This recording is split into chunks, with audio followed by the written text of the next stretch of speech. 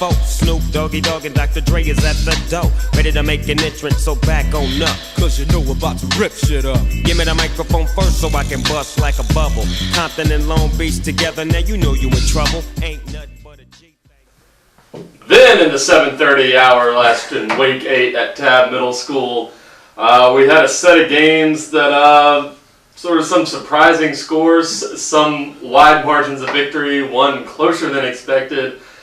Starting off on field 1, Matt, I'm sorry, but you're going to have to talk about your 7-0 loss to JFK. If you want to take a sip, it's going to be therapeutic for you. It is. I mean, let me take a sip here. You're amongst friends. Just let it go. This is a safe place. And it's sad though because I had a speech prepared. Like when we were gonna win, I was gonna come on this podcast. I was gonna make Brian turn it to me and zoom in, and I was really gonna lay into it. But you know, why don't you just give that speech except for the exact opposite? Fuck you. But, no, man. Fuck me. Yeah. You guys are shit. But, no, JFK, you know, we've talked about them week in, week out. And to go against a team like that, you got to bring your A game.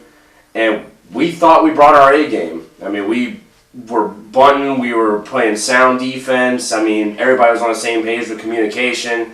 It's just, that was just a better team that showed up, man. Like, give them credit. They're just really, really good. And you will see that going into the latter part of this season and into the playoffs that they play sound kickball. I mean, we even try to get in their heads and like mess around with Shaw a little bit on the mound and mock Freed's little 3-5 calls and 4-7s, and you know, it was just consistent, you know, 2 runs every inning, and you know, we were trying to throw everything at them, man. I'll throw my fucking arm off for that game, but you know, just, you know, no miscommunication, no bad errors. It wasn't like we let this game go, no excuses. They came out and beat us. They just executed. They just beat us. I saw really sound base running from them that game.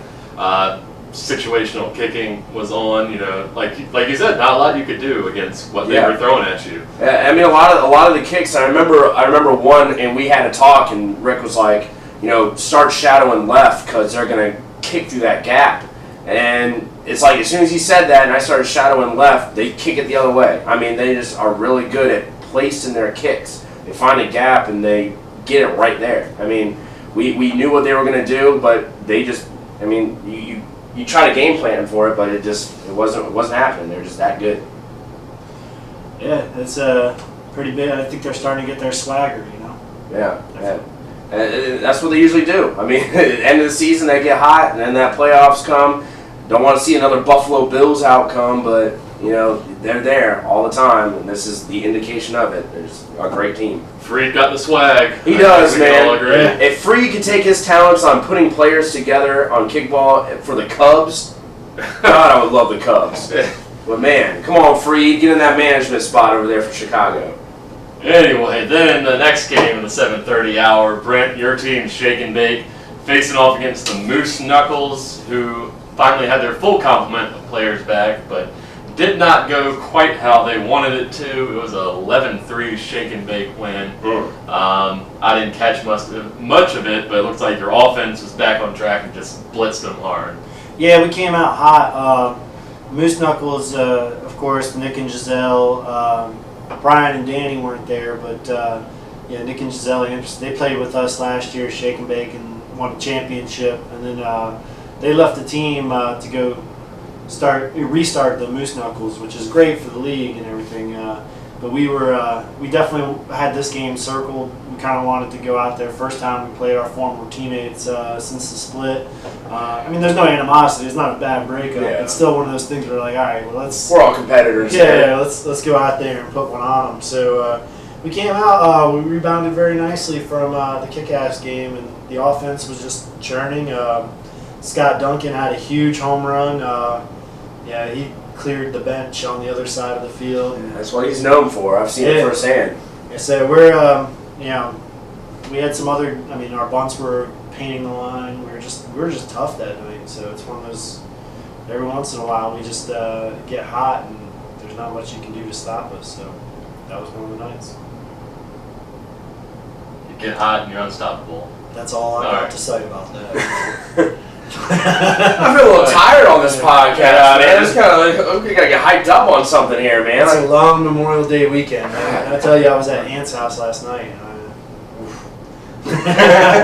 So finishing off the 7:30 hour, the 5 o'clockers were back in action on the field this week. Did they have enough players?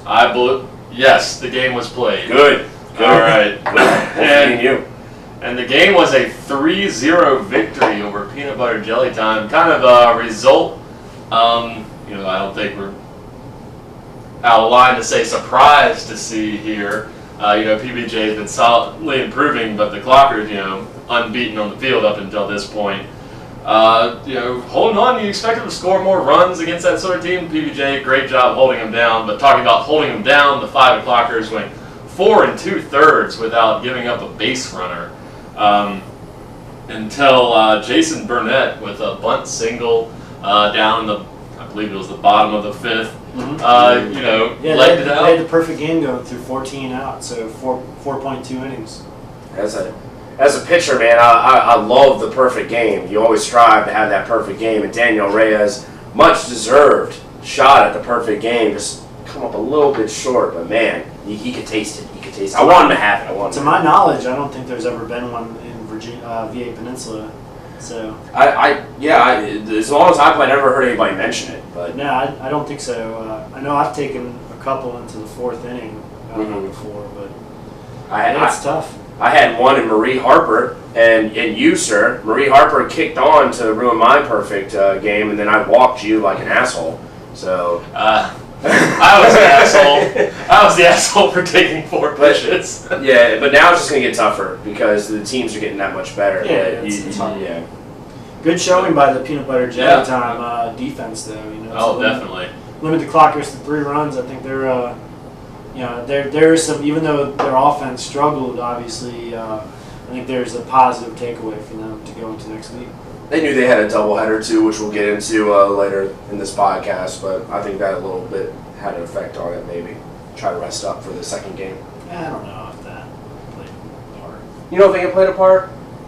Come on, man. Come on, it's 2 kickballs. Don't let him off the hook. I'm just saying, man. Like you say, don't play a part, but hour and a half to kick at a ball. Yeah. No. Big rubber ball. You think Reyes is gonna drown out his arm for that game? Well, he had the perfect game going. He might have. Yeah, but. Hey, you save a little energy. You know who you got. Oh, he had to make up, man. He's trying to. Yeah, that 5 runs that he. He's trying to improve that personal ERA. Yeah. So took a hit. I do. Yeah, He's trying to improve his whip. Whip these nuts. All right, so we're whipping our way into the 8:30 games. Thanks everyone for sticking around. We'll be right back. Absolutely.